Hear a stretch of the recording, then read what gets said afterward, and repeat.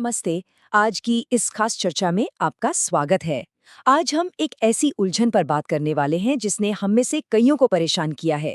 क्या लंबे समय के वित्तीय सफलता का राज जीवन बीमा में छिपा है या फिर म्यूचुअल फंड्स में? तो चलिए, बिना किसी देरी के सीधे मुद्दे पर आते हैं। आज का हमारा एजेंडा बिल्कुल साफ है। हम प्रोटेक्शन और ग्रोथ का असली मतलब समझेंगे, रिस्क और रिटर्न को तौलेंगे, दो अलग अलग लोगों का एक बहुत ही दिलचस्प उदाहरण देखेंगे, कुछ आम गलतियों से बचना सीखेंगे और आखिर में एकदम सॉलिड और बैलेंस स्ट्रैटेजी बनाएंगे। तो चलिए, सबसे पहले उस एक बड़े सवाल पर आते हैं जो निवेश की दुनिया में कदम रखते ही हर किसी के सामने आता है। आखिर बेहतर क्या है, जीवन बीमा या फिर म्यूचुअल फंड्स? सच कहूं तो ये सवाल सुनने में जितना सीधा लगता है ना, इसका जवाब उतना ही दिलचस्प है। भाग 1, प्रोटेक्शन और ग्रोथ को समझना। इस सवाल की तह तक जाने के लिए हमें सबसे पहले इन दोनों के असली काम को समझना होगा। तो आइए शुरुआत करते हैं वित्तीय ढाल यानी फाइनेंशियल शील्ड के कॉन्सेप्ट से।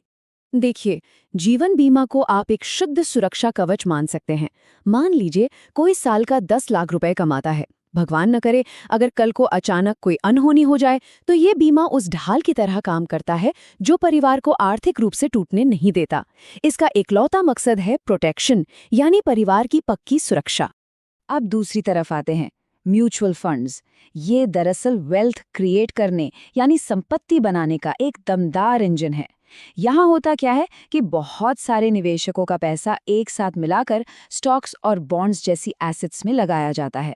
इसे एक्सपर्ट्स हैंडल करते हैं ताकि लंबे समय में हम अपने बड़े बड़े वित्तीय लक्ष्य पूरे कर सकें। भाग 2, रिस्क और रिटर्न की तुलना। अब जब बेसिक काम समझ आ गया है तो ये देखना बहुत ज़रूरी हो जाता है कि रिस्क और लिक्विडिटी के मामले में ये दोनों मार्केट में आखिर कैसा बर्ताव करते हैं। यहाँ एक बहुत ही क्रूशल पॉइंट है। पारंपरिक जीवन बीमा ना एक एंकर यानी लंगर की तरह होता है, मतलब रिस्क एकदम कम और स्टेबिलिटी भरपूर। लेकिन म्यूचुअल फंड्स वो थोड़े रोलर कोस्टर की तरह हैं। बाजार का रिस्क है, उतार चढ़ाव भी है, लेकिन हाँ, अगर इतिहास देखें तो लंबे समय में ये बेहतरीन ग्रोथ की उड़ान भी भरते हैं।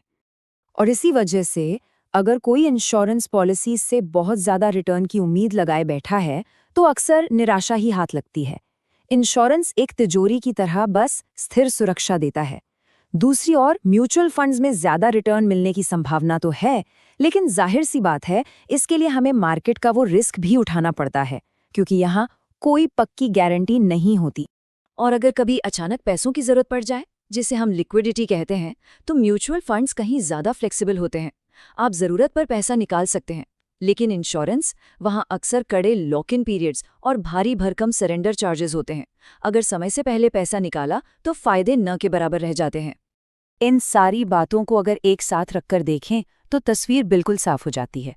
मकसद हो, रिस्क हो, रिटर्न हो या फिर लिक्विडिटी, फर्क एकदम आमने सामने है। एक ढाल है जो हमें सुरक्षित रखती है और दूसरा एक ऐसा इंजन है जो हमें आर्थिक रूप से आगे बढ़ाता है। भाग 3, पर्सन ए और पर्सन बी का उदाहरण। अब ये सारी थ्योरी असल जिंदगी में कैसे काम करती है, इसे समझने के लिए दो अलग अलग लोगों के तरीकों को देखना सबसे बेस्ट रहेगा। ध्यान से देखिए, पर्सन ए ने क्या किया। उन्होंने महंगे इंश्योरेंस प्लान ले लिए ये सोचकर कि खूब रिटर्न मिलेगा। नतीजा क्या हुआ? न तो अच्छा रिटर्न मिला और पैसा भी फंस गया। अब पर्सन बी को देखिए, उन्होंने बड़ी समझदारी दिखाई। सुरक्षा के लिए एक सस्ता सा टर्म इंश्योरेंस लिया और ग्रोथ के लिए म्यूचुअल फंड्स में एसआईपी शुरू कर दी। मतलब परिवार भी पूरी तरह सुरक्षित और लंबे समय की वेल्थ भी बन रही है ना कमाल का आइडिया?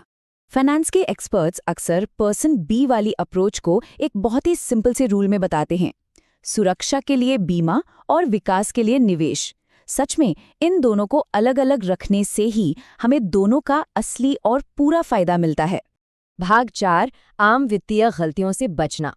अब इतना साफ रूल होने के बावजूद हम अक्सर कुछ ऐसी गलतियां कर बैठते हैं जिनसे बड़ी आसानी से बचा जा सकता था। हैरानी की बात तो ये है कि ये गलतियां कितनी आम हैं। लोग अक्सर बिना सोचे समझे इंश्योरेंस और इन्वेस्टमेंट को एक ही में मिक्स करने की गलती कर बैठते हैं, या फिर पैसा बनाने की अंधी दौड़ में परिवार की सुरक्षा के लिए कोई इंश्योरेंस ही नहीं लेते। गलत उम्मीदें पाल लेना या बिना समझे प्रोडक्ट खरीद लेना, ये सारी चीजें आगे चलकर बहुत भारी पड़ सकती हैं। भाग 5, एक संतुलित रणनीति बनाना। तो फिर सवाल ये उठता है कि इन सब चक्करों में पड़ने के बजाय एक मजबूत और बैलेंस्ड फाइनेंशियल प्लान आखिर शुरू से बनाया कैसे जाए। एक स्मार्ट प्लान हमेशा स्टेप बाय स्टेप चलता है। सबसे पहले एक इमरजेंसी फंड बनाइए और हेल्थ इंश्योरेंस लीजिए। उसके बाद लाइफ इंश्योरेंस से अपने परिवार का भविष्य सुरक्षित कीजिए। और जब ये बेसिक्स कवर हो जाएं, तब जाकर लॉन्ग टर्म इन्वेस्टमेंट्स और रिटायरमेंट के लिए म्यूचुअल फंड्स की तरफ कदम बढ़ाइए। और हाँ, उन लॉन्ग टर्म इन्वेस्टमेंट्स के लिए SIP यानी सिस्टमैटिक इन्वेस्टमेंट प्लान एक जादू की तरह काम करता है। ये ना सिर्फ एक अनुशासन लाता है, बल्कि मार्केट ऊपर नीचे होने पर रूपी कॉस्ट एवरेजिंग का भी शानदार फायदा देता है, जिससे धीरे धीरे एक बड़ी पूंजी बन जाती है। तो कुल मिला के बात यह है कि अगर किसी के ऊपर परिवार की जिम्मेदारी है, बच्चे हैं या कोई लोन चल रहा है, तो लाइफ इंश्योरेंस उनके लिए सबसे पहली और सबसे बड़ी जरूरत है। ये वो मानसिक शांति देता है जिसकी कोई कीमत नहीं। और जिसके पास भी महंगाई को मात देने वाले लंबे समय के लक्ष्य हैं, उन्हें बेशक अपनी वेल्थ क्रिएट करने के लिए म्यूचुअल फंड्स का रास्ता चुनना चाहिए। तो चलते चलते एक बहुत ही जरूरी सवाल, जिस पे हम सबको विचार करना चाहिए। क्या जो मौजूदा फाइनेंशियल प्लान है, वो किसी एक ऐसे उलझे हुए प्रोडक्ट पर टिका है जो सब कुछ करने का दावा करता है, या फिर भविष्य के लिए एक शानदार दो तरफा मजबूत नींव तैयार की गई है? सही जानकारी से एक सुरक्षित भविष्य बनाना 100% मुमकिन है। आज के इस विश्लेषण में हमारे साथ जुड़ने के लिए बहुत बहुत शुक्रिया।